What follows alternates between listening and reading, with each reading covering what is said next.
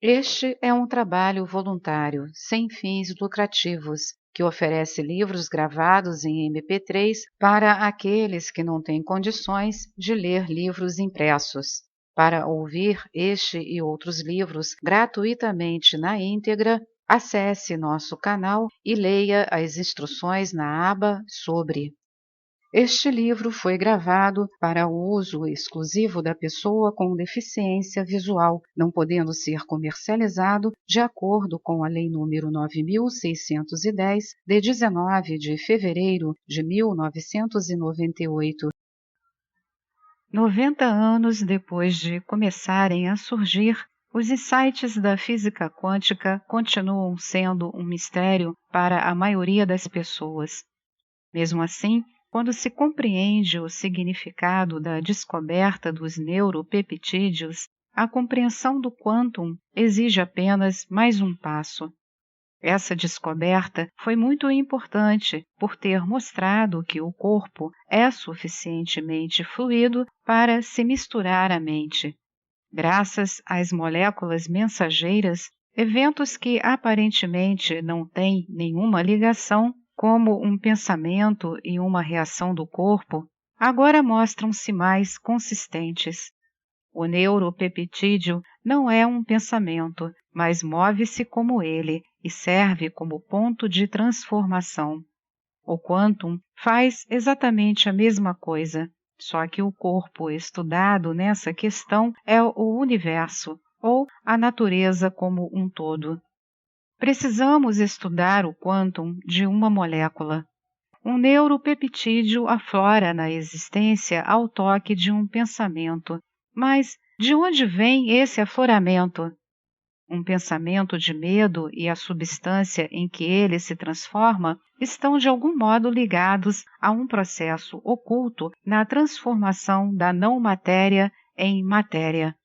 A mesma coisa acontece em toda a natureza. Só que não costumamos chamar esse processo de pensar. Quando você chega até o nível dos átomos, a paisagem não é mais feita de objetos sólidos, movendo-se à volta de outros como parceiros de dança que seguem passos previsíveis.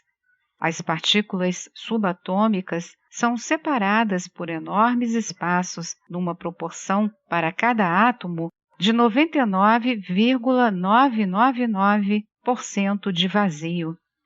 Isso é verdade quando se trata de átomos de hidrogênio do ar, de átomos da madeira de que são feitas as mesas, assim como de todos os átomos, abre aspas, sólidos, fecha aspas, em nossas células.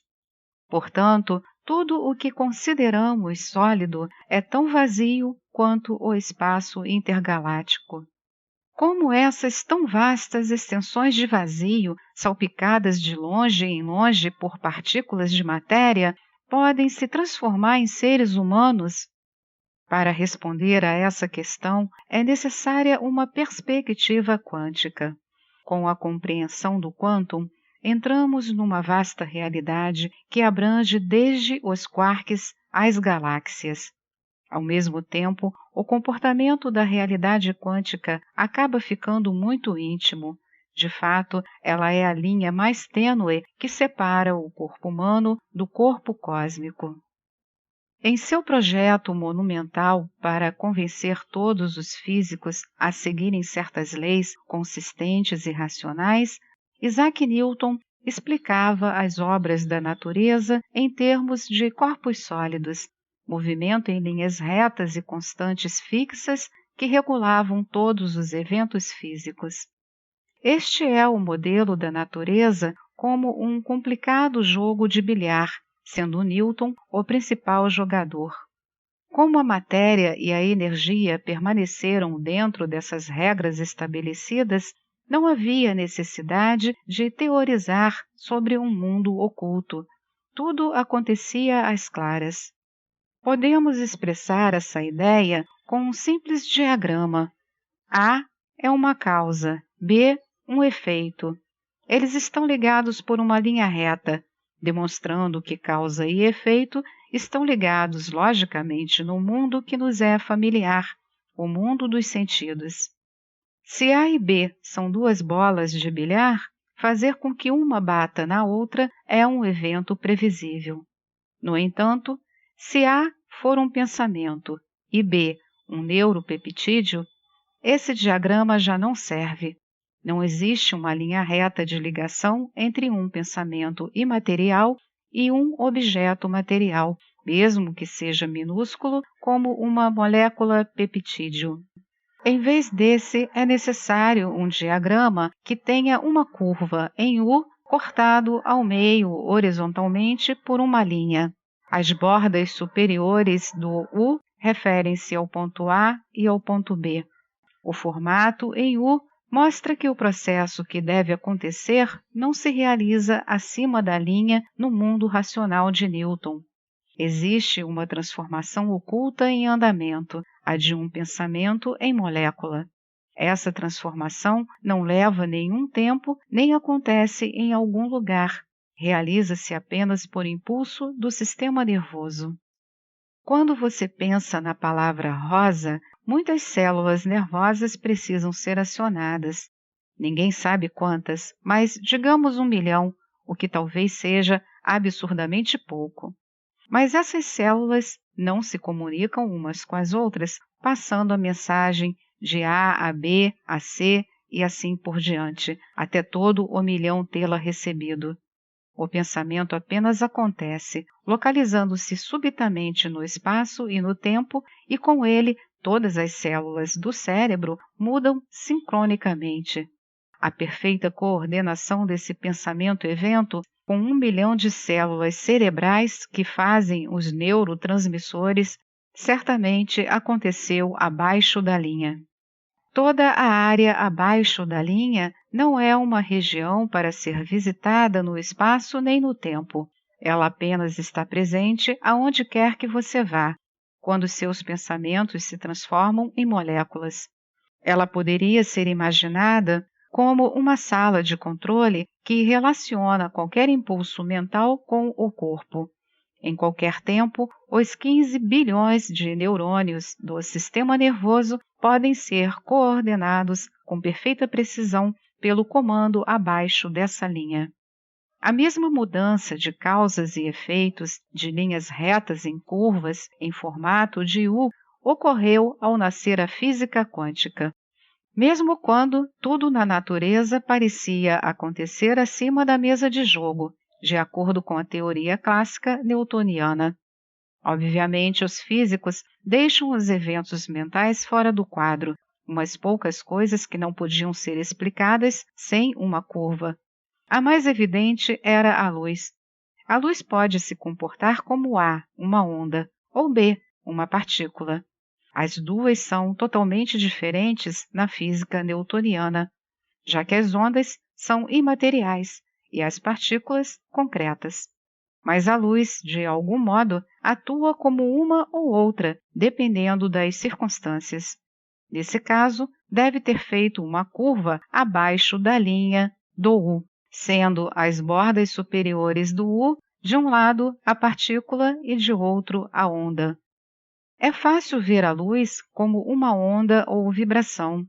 Um prisma divide a luz branca nas várias cores do arco-íris, e isso ocorre porque ela se compõe de diferentes comprimentos de ondas luminosas. Tal fato se torna aparente quando as ondas são separadas em um espectro.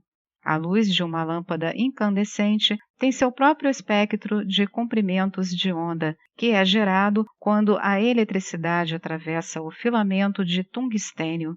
Mas, quando se diminui sua luminosidade gradativamente até que reste um mínimo de luz, ela não se irradiará como uma onda, e sim como uma partícula. Ainda não existe nenhum interruptor que seja tão sensível e exato, mas os físicos difundiram a luz de tal forma que ela expôs sua granulosidade. A natureza também equipou nossos olhos para reagirem fisicamente à luz nesse nível quântico. Se apenas um fóton penetra na retina, um lampejo é transmitido pelo nervo óptico, mas nossos cérebros não processam apenas esse lampejo. A palavra quantum, do latim, que significa quanto, descreve a menor unidade a ser chamada de partícula. Um fóton é um quantum de luz, porque não se pode dividi-lo em partículas menores. O fóton se manifesta quando um jorro de elétrons atinge um átomo de tungstênio. Os elétrons em movimento na eletricidade colidem com os elétrons que giram na órbita exterior do átomo de tungstênio e dessa colisão precipita-se um fóton, um quantum de luz. Esse quantum é uma partícula muito estranha, porque não tem massa, mas para nossos propósitos, o que importa nele é sua capacidade de se transformar em uma onda de luz, tendo de fazer a curva abaixo da mesa. A transformação ocorre em um domínio desconhecido que escapa às leis de Newton. Já que não estamos procurando estudar física, não vou entrar em maiores detalhes. Basta saber que depois de Einstein, quando Max Planck e outros físicos pioneiros foram capazes de, na virada do século, demonstrar a natureza quântica da luz, disso resultaram muitas conclusões bastante curiosas. Fatos considerados evidentes no mundo dos sentidos precisaram ser conciliados com estranhas distorções de tempo e espaço, e o foram. Como no caso do neuropeptídeo, o quantum é capaz de deixar a natureza tão flexível que se torna possível a inexplicável transformação de não matéria em matéria, de tempo em espaço, de massa em energia. Este modelo para um evento quântico básico mostra a curva que sempre sai fora do alcance dos eventos comuns. Como o pensamento e o neuropeptídeo, a luz não pode ser uma onda e um fóton ao mesmo tempo. É uma coisa ou outra. E é claro que a lâmpada de tungstênio não passa a uma outra realidade quando é desligada. Mas, de algum modo, a natureza estabelece suas leis para que a luz possa ser A ou B, enquanto ambas são mantidas dentro da mesma realidade, construindo um ponto de transformação. Ainda hoje, muitas pessoas acreditam que Einstein destruiu a teoria de Newton, quando de fato ele salvou e expandiu a crença do próprio Newton na ordem perfeita. Uma visão surpreendentemente elegante da mente e do corpo pode surgir desse evento básico. Para isso, voltamos ao diagrama com a letra U. A mente e o corpo ficam acima da linha. A é um evento mental, um pensamento, representado na primeira borda da letra U. A outra borda da letra U correspondem a todos os processos físicos que se seguem a A e são representados por todas as outras letras, P, C, D, E, etc. Se você fica com medo, borda A, as outras letras são os sinais enviados às glândulas suprarrenais, a produção de adrenalina, o batimento cardíaco rápido, a pressão do sangue elevada e assim por diante, correspondendo a B, C, D, etc. Todas as mudanças físicas no organismo podem estar ligadas a uma cadeia natural de causa e efeito, exceto o espaço depois de A, ou seja, no nosso diagrama, o espaço entre as duas bordas da letra U. Esse é o ponto em que primeiro ocorre a transformação do pensamento em matéria, e precisa ocorrer, ou os outros eventos não acontecerão. É preciso haver uma curva em algum ponto da linha, e nesse ponto ela se rompe, porque a mente não toca a matéria acima da mesa. Se quisermos erguer o dedo mínimo, ponto A, um médico pode acompanhar o neurotransmissor, ponto B, que ativa o impulso que percorre o axiônio do nervo, ponto C, fazendo uma célula muscular responder, ponto D, o que resulta no dedo se erguendo, ponto E. Mas nada do que o médico possa descrever explicará o que acontece de A a B. Isso exige uma curva. A imagem assemelha-se a uma fila de pessoas passando baldes umas às outras, onde todas o apanham da anterior, menos a primeira, que o pega não sabendo de onde, de lugar nenhum. Lugar nenhum é um termo quase exato neste caso, porque não se pode descobrir o ponto em que os fótons se transformam em ondas de luz. O que acontece exatamente nessa zona não é conhecido pelos físicos, tampouco pela medicina. As curas milagrosas parecem exemplos de mergulho na zona, porque em tais casos a cooperação da mente com a matéria provoca um inesperado salto quântico. Mas, como outros episódios mente-corpo, realiza-se de modo misterioso. Esta é mais uma edição do canal Livros Falados Voz Humana. Que o bem, o bom e o belo se multipliquem em benefício das criaturas.